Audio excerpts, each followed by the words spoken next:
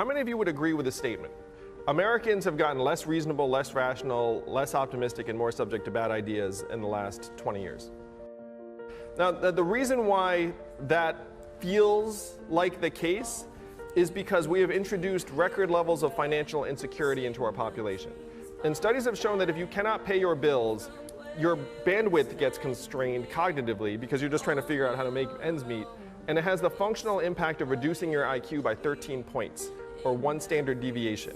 So if you have the feeling that our fellow citizens are getting less reasonable, less rational, less optimistic, and more subject to bad ideas, they are.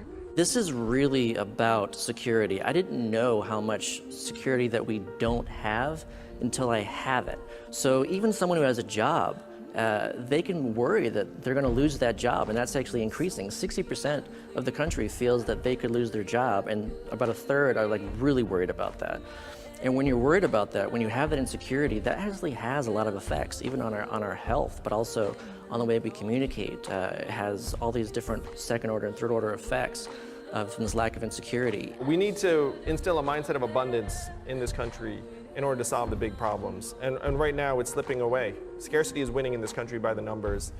How much more productivity would we have if people weren't insecure and weren't living in poverty? Like when you're only worried about making that next payment, meeting those bills, then you're actually thinking short term and you're not thinking long term.